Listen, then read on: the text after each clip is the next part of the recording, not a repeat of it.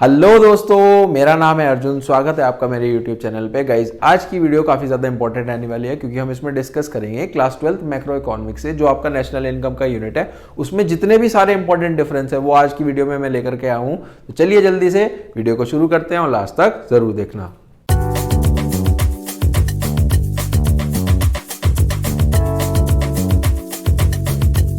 देखो, जो हमारे पास सबसे पहला डिफरेंस है वो है हमारे पास difference between stock and flow. एक चीज होती है स्टॉक, एक होती है फ्लो। देखो, दोनों को समझने की कोशिश करते हैं कि स्टॉक फ्लो क्या होता है। सबसे पहले तो हम मतलब समझेंगे।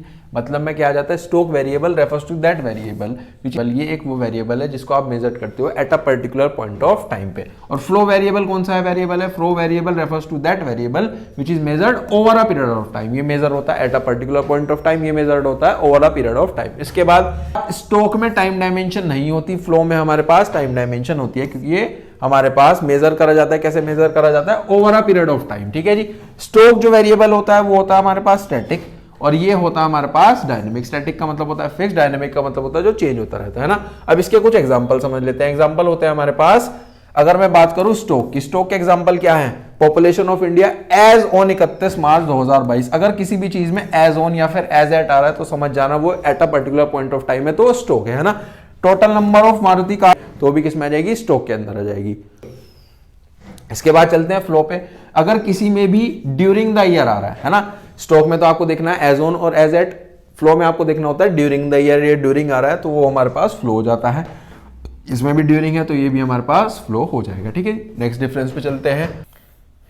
नेक्स्ट डिफरेंस है हमारे पास डिफरेंस बिटवीन फैक्टर इनकम और ट्रांसफर इनकम के। फैक्टर इनकम और ट्रांसफर इनकम में क्या डिफरेंस होता है। फैक्टर इनकम की अगर हम बात करूं, प्रोडक्शन प्रोसेस में जो भी आपकी इनकम रिसीव होती है फैक्टर ऑफ प्रोडक्शन से for rendering factory services, production process के अंदर तो आ जाता है हमारे पास फैक्टर इनकम में।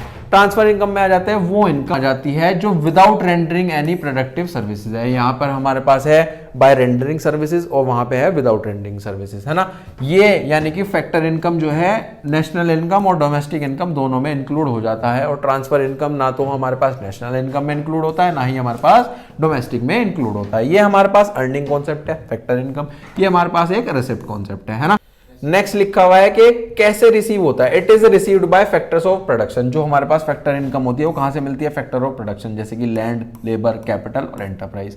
और जो हमारे पास ट्रांसफर इनकम होती है वो कहां से रिसीव होती है, हाउस होल्ड्स या फिर गवर्नमेंट से रिसीव होती है ना। इसके एग्जांपल्स अगर हम देखें तो हमारे पास लैंड में हमें रेंट मिल जाएगा, लेबर में हमें वेजेस मिलेगी, कैपिटल में हमें इंटरेस्ट मिलेगा और एंटरप्राइज में हमें प्रॉफिट मिलता है। और यहाँ पे क्या मिलता है, अगर कोई भी स्कॉलरशिप मिल गई हो, कोई भी ओल्ड एज पेंशन मिल गई हो, कोई भी अनएम्प्लॉयमेंट अलाउंस मिल गया हो, तो किसमें आ जाता है हमारे पास, ट्रांसफर इनकम में आ जाता है। देखो, इसके जो डिफरेंस है उसके साथ साथ कैटेगराइजेशन भी इंपॉर्टेंट होता है। कैटेगराइजेशन भी मैं आने वाली वीडियो में लेकर के आऊंगा जिसमें हम स्टॉक फ्लो में देखेंगे क्या चीज स्टॉक फ्लो है रीजन के साथ, क्या चीज ट्रांसफर फैक्टर है, क्या चीज फाइनल इंटरमीडिएट है। अभी आप इसका डिफरेंस समझ के चलो, है ना। नेक्स्ट है हमारे पास difference between final and intermediate goods. Final और इंटरमीडिएट गुड्स में क्या डिफरेंस होता है, देखो जी समझो। सबसे पहले तो आ जाता है मतलब क्या है जी, सबसे पहले तो फाइनल गुड्स में वो गुड्स आते हैं जिनको आप दो तरीके से यूज कर सकते हो, या तो आप उसका कंजम्पशन करोगे या फिर आप उसकी इन्वेस्टमेंट करोगे। इंटरमीडिएट गुड्स में वो गुड्स आ जाते हैं जिनको आप या तो रीसेल करोगे या फिर फर्दर प्रोडक्शन करोगे। अब जो फाइनल गुड्स है जो कि कंजम्पशन और इन्वेस्टमेंट के लिए यूज होते हैं, आप उसको नेशनल इनकम और डोमेस्टिक इनकम में इंक्लूड कर सकते हो। लेकिन जो ये वाले गुड्स है यानी कि इंटरमीडिएट गुड्स, इसको आप नेशनल इनकम और डोमेस्टिक इनकम में इंक्लूड नहीं कर सकते। नेक्स्ट पॉइंट क्या लिखा हुआ है, नेक्स्ट पॉइंट लिखा हुआ है वैल्यू एडिशन। जो भी हमारे पास फाइनल गुड्स होते हैं वो बिल्कुल तैयार होते हैं फाइनल यूज करने के लिए, तो उसमें कोई भी आप वैल्यू ऐड नहीं कर सकते। लेकिन जब आप फर्दर प्रोडक्शन कर रहे हो तो उसमें आप कुछ भी वैल्यू ऐड कर सकते हो अपने अकॉर्डिंग, है ना। नेक्स्ट पॉइंट लिखा हुआ है, नेक्स्ट पॉइंट है हमारे पास प्रोडक्शन बाउंड्री से रिलेटेड। देखो, जो फाइनल गुड्स होता है वो जो हमारी प्रोडक्शन बाउंड्री है, प्रोडक्शन बाउंड्री मतलब वो बाउंड्री जहां पे प्रोडक्शन हो रहा है उस चीज को क्रॉस कर चुकी है, तो हमारे पास क्या आ जाता है, फाइनल आ जाता है, they have cross the production boundary. लेकिन जो अभी इंटरमीडिएट गुड्स है वो अभी फर्दर प्रोडक्शन के लिए चल रहे हैं, तो वो प्रोडक्शन बाउंड्री के अंदर ही आ जाते हैं, with in the production boundary, है ना। इसके एग्जांपल क्या हो सकते हैं, अगर मिल्क परचेज करा है हाउस होल्ड्स ने कंजम्पशन के लिए, या फिर कार परचेज करी है इन्वेस्टमेंट के लिए, तो किस में आ जाएगा हमारे पास, फाइनल में आ जाएगा सर। वहीं मैं अगर बात करूं, मिल्क यूज करा है एक डेयरी शॉप ने रीसेल करने के लिए, या फिर कोल खरीदा है फैक्ट्री ने फर्दर प्रोडक्शन करने के लिए, तो किस में आ जाएगा हमारे पास, इंटरमीडिएट में। तो इन शॉर्ट आप याद रख सकते हो, अगर कोई भी चीज कंजम्पशन या इन्वेस्टमेंट के पर्पज से यूज हो रही है तो हो जाएगी फाइनल में, अगर कोई भी चीज फर्दर प्रोडक्शन या रीसेल के लिए यूज हो रही है तो हो जाएगी हमारे पास इंटरमीडिएट। ठीक है जी। नेक्स्ट पे चलते हैं जी। नेक्स्ट है हमारे पास डेप्रिसिएशन और कैपिटल लॉस। समझो जी, डेप्रिसिएशन का सबसे पहले तो मतलब समझते हैं। मतलब क्या होता है, आ जाता है refers to the fall in the value of the fixed asset. अगर हमारे पास कोई भी फिक्स्ड एसेट है, अब जरूरी तो नहीं है अगर हमने कोई चीज 10 लाख रुपए की खरीदी वो आने वाले कुछ समय बाद भी 10 लाख की रहेगी, नहीं, बिल्कुल नहीं रहेगी। जब भी आप उसका नॉर्मल वियर एंड टियर करोगे या फिर पैसेज ऑफ टाइम, उसमें कुछ ना कुछ वैल्यू माइनस हो जाती है, तो उसको हम क्या बोलते हैं, डेप्रिसिएशन। के ग्रोस वैल्यू में से डेप्रिसिएशन माइनस होता है तो हम नेट वैल्यू पे आते हैं, यानी कि आज के समय पे आ जाते हैं कि आज के समय पे उसकी क्या कीमत है। जो वैल्यू का कम हुआ वही क्या कहलाता है हमारे पास, डेप्रिसिएशन कहलाता है ना। अब एक इंपॉर्टेंट चीज ये है कि डेप्रिसिएशन के अदर नाम क्या होते हैं। अदर नाम है हमारे पास current replacement cost, replacement cost of fixed capital, या फिर consumption allowance, capital consumption allowance, है ना, या फिर कंजम्पशन ऑफ फिक्स कैपिटल भी यहां पर आप उसको बोल सकते हो। अब कैपिटल लॉस क्या होता है, कैपिटल लॉस होता है कि हमारा एसेट है वो पूरा का पूरा ही फिक्स्ड एसेट है, पूरा का पूरा ही उसका लॉस हो गया। कैसे हो सकता है, कोई नेचुरल कैलेमिटी, उसमें आग लग गई, फैक्ट्री में आग लग गई, या फिर बाढ़ आ गई, या फिर अर्थक्वेक आ गया, कुछ भी ऐसी नेचुरल कैलेमिटी हो गई, या फिर वो चोरी हो गया, या फिर एक्सीडेंट हो गया, तो पूरा का पूरा ही आपका एसेट ही चला गया। यहाँ पे वैल्यू कम हो रही है, यहाँ पे हमारा पूरा पूरा एसेट का ही लॉस हो रहा है। नेक्स्ट पॉइंट पे चलते हैं, प्रोविजन फॉर लॉस। जो हमारे पास डेप्रिसिएशन होता है उसके लिए हम प्रोविजन बना करके रखते हैं ताकि हम रिप्लेसमेंट कर दें एसेट्स का, क्योंकि हमें पता ही एक्सपेक्टेड लॉस है, ये होगा ही होगा। आने वाले 10 साल में जो हमारा एसेट है उसकी वैल्यू कम होगी, तो हमें उसे रिप्लेस करना पड़ेगा, उसके लिए हम एक प्रोविजन बना लेते हैं। लेकिन यहाँ पे कोई प्रोविजन नहीं बनता है, क्यों, क्योंकि ये अनएक्सपेक्टेड है, आपको नहीं पता। आप आज दुकान बंद करके गए हो, पीछे से वो सामान आपका चोरी हो गया, आपको नहीं पता था, एक्सपेक्टेड लॉस है।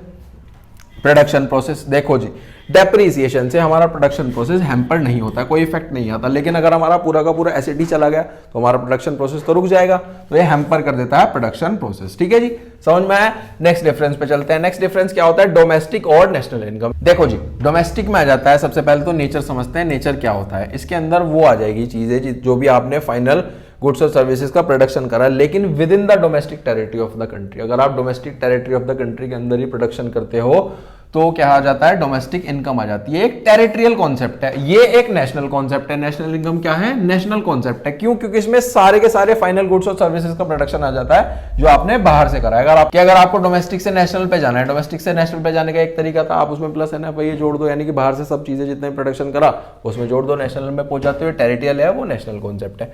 नेक्स्ट पॉइंट लिखा हुआ है कैटेगरी ऑफ प्रोड्यूसर्स। जो हमारे पास प्रोड्यूसर्स है उसकी क्या कैटेगरी होगी डोमेस्टिक इनकम में, समझो।